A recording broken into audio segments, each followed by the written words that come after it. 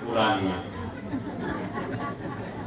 एक दिन हम लोग शिव चर्चा करने गए थे ओबरा साइड में, तो जो भी मंच पर गया ना, कोई ऐसा आदमी नहीं था जिसका मुंह में भूसा नहीं जा रहा। कोई आदमी समझी। हम पूछे आयोजक से कि किसी को कहा था कि आसमान तो हम कहे थे क्या कहिएगा, गर्मी का दिन था, इतना आंधी चला की, तो इनका क्या दोष है, ये आसमान को आमंत्रित कर लिए। चलिए कम से कम पंखा खोलते थे और ठंडा भी लग रहा है। यही गुरु की दया होती है। महादेव गुरु हैं, हम उनके शिष्य शिव पर आधारित शिव की बात हम करते हैं। और साहब ने कहा कि शिव गुरु हैं, आपको उनका शिष्य बनना है। और बनिए कैसे, तो सूत्र देते हैं। इसी सूत्र के इशारे पर हम भी चलते हैं, आप भी चलते हैं।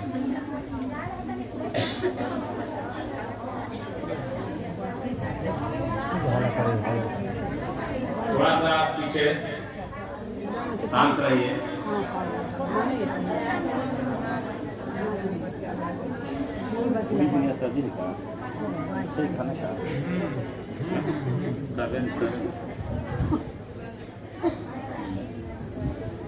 पहला सूत्र में हम लोग को दया की याचना करना है।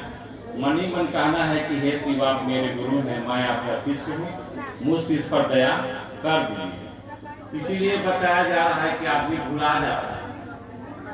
शिव गुरु की चर्चा में चलते हम अपने खुद बोल रहे हैं कि रोज दया नहीं मानते हैं। हम सवेरे उठते हैं तो प्रणाम करके हम कहते हैं कि आप ही के नाम पर दिन जीते, ये बोलते हैं। जब जरूरी पड़ता है, जब आदमी लपड़ाता है तो महादेव से दया की याचना करता है। लेकिन शिव कार्य करने के लिए रोज दया मांगा जाए कि महादेव इतना दया करते कि धरती का जो जकड़ है, अकड़न है, उसको थोड़ा कम करके महादेव की ओर गुरु भेज देते। इसीलिए साहब ने कहा कि जैसे जैसे शिव आपके गुरु होने लगेंगे, जगत का आकर्षण धीरे धीरे कम होगा और मन पर शिव भारी होंगे, जगत भारी नहीं होगा। अगर जगत भारी होगा, मेरा हो कि आपका हो, तो आदमी देखिएगा कि शिव चर्चा में कम चलता है।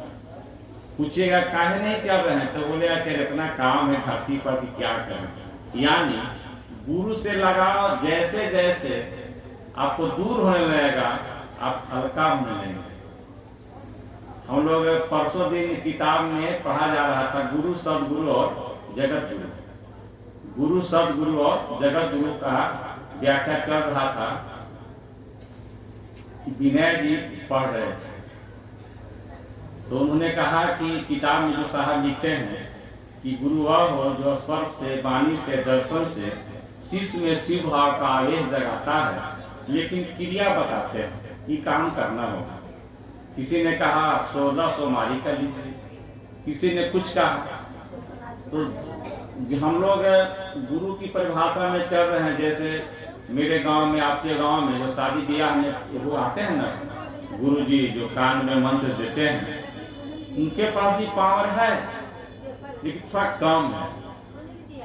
फिर साहब ने कहा कि सदगुरु होते हैं। सदगुरु का मतलब होता है सच्चा गुरु।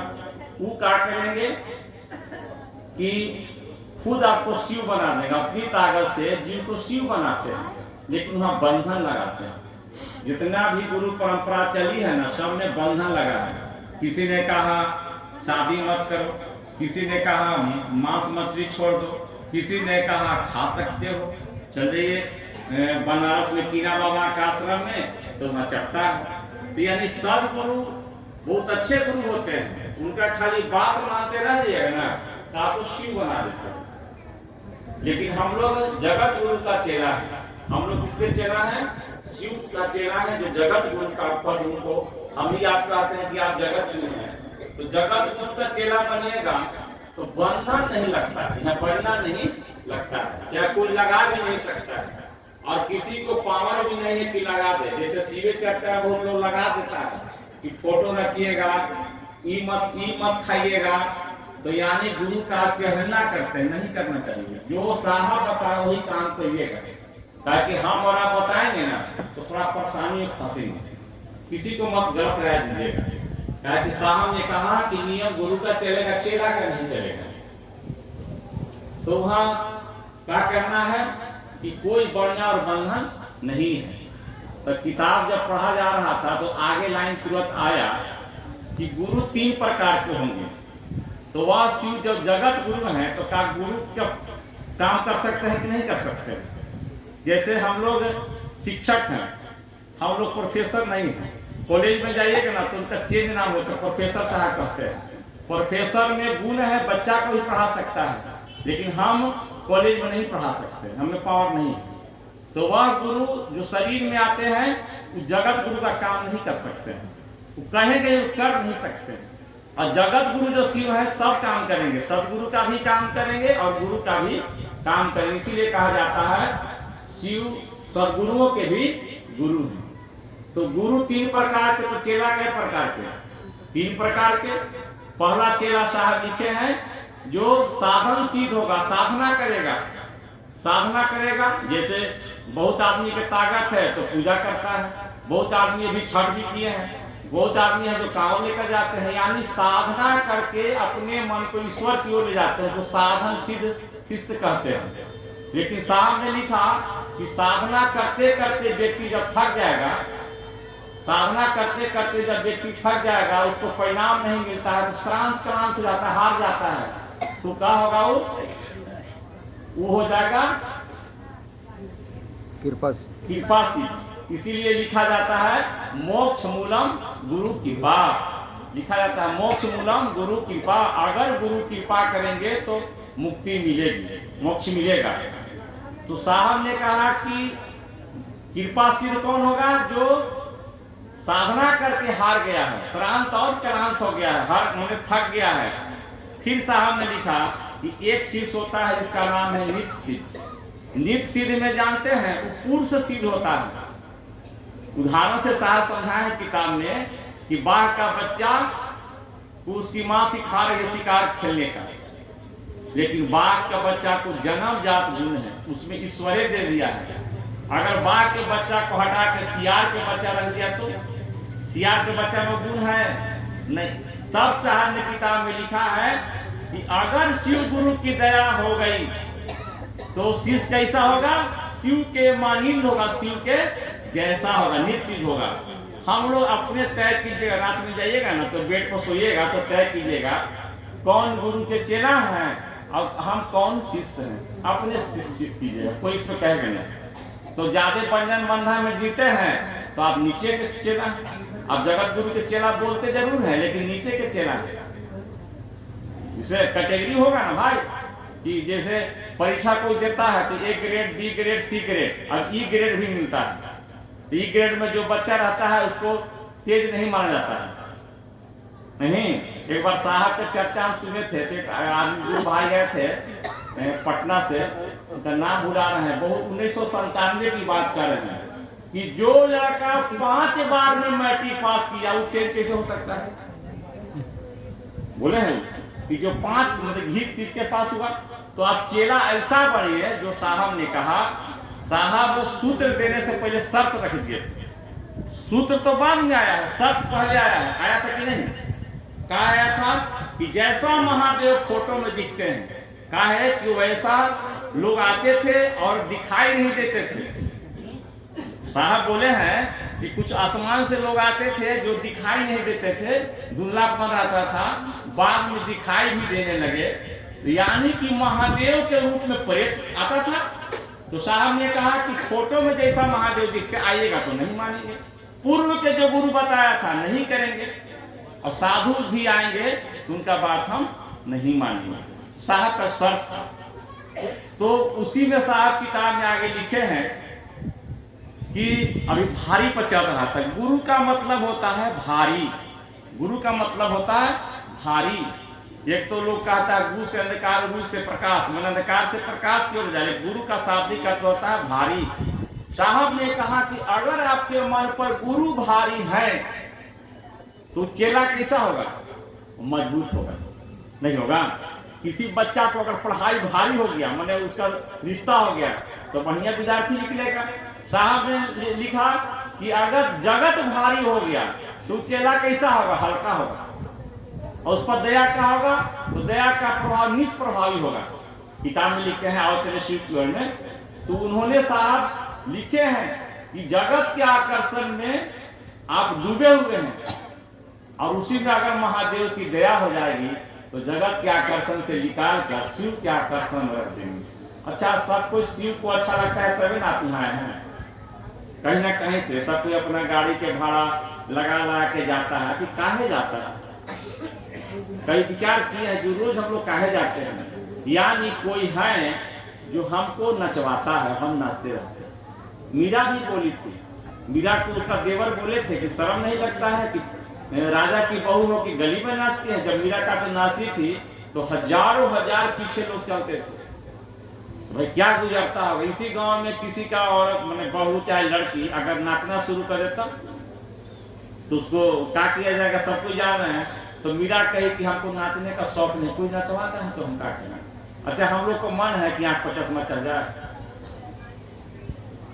मन है, लेकिन क्या कीजिएगा? कोई है जो हमको चढ़वा देता है, कोई है जो हमको आपको भी शिव की चर्चा में खेलता है, कोई है जिसका नाम है साहब श्री वृंदावन। उन्हीं का ऊर्जा काम करता है।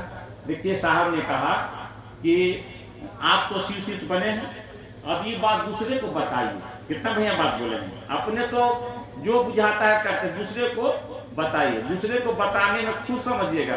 कभी कभी वो टोक देता है कि आप ये काम ठीक नहीं करते। इसीलिए साहब जब किताब में लिखे हैं कि कुछ अच्छे लोग में शिव की शिष्टता व्यक्त होगी जो आपको रोकेंगे, टोकेंगे। रात में विनय भाई जब किताब पढ़ रहे थे तो उसमें ये भी लाइन आया था। अंक विज्ञान पर जब पढ़ रहे थे तो लास्ट में आया था कि जीव अपनी शक्ति युक्त भक्ति से चलना चाहे, जीव अपनी शक्ति युक्त भक्ति से चलना चाहे तो मेरे ही दत्त माने मेरे ही द्वारा धरती पर बहुत से गए हैं। क्या गए हैं? शिष्य गए हैं, गुरु नहीं गए, शिष्य गए हैं। और प्रशिष्य भी रहे हैं, शिष्य का शिष्य प्रशिष्य भी रहे हैं। ताकि इस पर दत्त पर महेश भाई ताते समझा रहे थे, हम लोग कॉन्फ्रेंस में सब जुड़े हुए थे। तो यानी कि साहब ने लिखा किताब में महादेव बोले थे, चारों पर संवाद आई थी कि जीव अपनी शक्ति युक्त भक्ति से चलना चाहे तो धरती पर मेरे बहुत से शिष्य गए हैं और प्रशिष्य भी गए हैं। और गुरु का घोर अभाव है, लेकिन गुरु का घोर अभाव है। उसके बाद वो लाइन काट दिए हैं। हम लोग गए थे तो बता रहे थे, महादेव ने कहा था कि मुझ गुरु की दया पानी हो। महादेव ने कहा कि मुझ गुरु की दया पानी हो तो हरिद्र की बताए विधा से चलना, यही गुरु दया उपलब्धि की विधि है। कितना सुंदर लाइन साहब बोले हैं कि महादेव ने कहा था। इसलिए अपना नियम नहीं चलेगा, अपना नियम छठे तक कीजिएगा। छठ में आपका नियम है, चल सकता है, कैसे आरग दिया जाए सब बता देना, लेकिन शिव चर्चा में आपका नियम नहीं चलेगा। शिव चर्चा में हरिंदर भैया के नियम चलेंगे। अपना नियम कोई लगाइएगा तो आपको रिजल्ट नहीं मिलेगा। कुछ दिन में क्या कीजिएगा? शिव चर्चा छोड़ दीजिएगा। कि इसमें गुरु परंपरा में जब भी नियम चलेगा तो किसका चलेगा? गुरु का। और महादेव गुरु हैं और किसको बताए हैं? तो साहब को बताए हैं। साहब बताए हैं कि शिव शिष्टता में साहब ने कहा मेरे छोड़कर आपको कोई नहीं बता सकता। एक कहानी से समझा है, किताब में लिखे हैं। गारू एक जगह है पलामू झारखंड में, तो बोले कि हमको जाना था, तो उनके साथ वो प्रमोद जी थे। साहब ने कहा कि नई जीप थी फुल टंकी, तेल करा लिए। पता चला कि 40 किलोमीटर है। जब जंगल घुस रहे थे तो एक ही दुकानदार था चाय वाला जो कहा कि सर ऐसी चाहिए, बाएं दाएं कर निकल जाइएगा। बताया फिर साहब बोले कोई मिला ही नहीं जंगल में। चलना था 40 किलोमीटर, 100 किलोमीटर चले, कोई बताया तब ना, जंगल में कोई मिला नहीं। तो शिव की शिष्टता में साहब ने कहा कि अंतर क्या है कि आपको जाना है और मैं वहां से लौट गया। तो जो लौट जाता है उसको रास्ता दिखा रहता है कि नहीं? कोई भी आदमी, जैसे आपके साथ कोई आदमी को जाना है औरंगाबाद, यहाँ से जाना है अनजान व्यक्ति को, लेकिन एक आदमी को जानकारी है तो आपको पहुंचा देगा जल्दी। और जिसको जानकारी नहीं तो पूछते पूछते जाता है, चाहे गूगल मैप पर जाता है। उदाहरण दे रहा हूँ। तो साहब ने कहा कि यहाँ कोई नहीं बताएगा इसीलिए गुरु जो होते हैं ना, जो गुरु का पद होता है ना, वह करुणा का पद होता है। वो क्या करते हैं, तो शिष्य के जो भाव बंधन है, जो हम लोग फंसे हुए बंधन में, उसको धीरे धीरे तोड़कर और अपनी ओर खींचता है। इस गुरु का पद होता है। अब शिव की शिष्टता में चलिएगा ना, देखिएगा ना कि जल्दी जल्दी काम करके कहाँ जाना है, शिव गुरु की चर्चा में जाना है। और कर्म फल का जो बंधन है ना, गुरु तोड़ देता है। पर अब जो है ना, हम एक संत के कल सुन रहे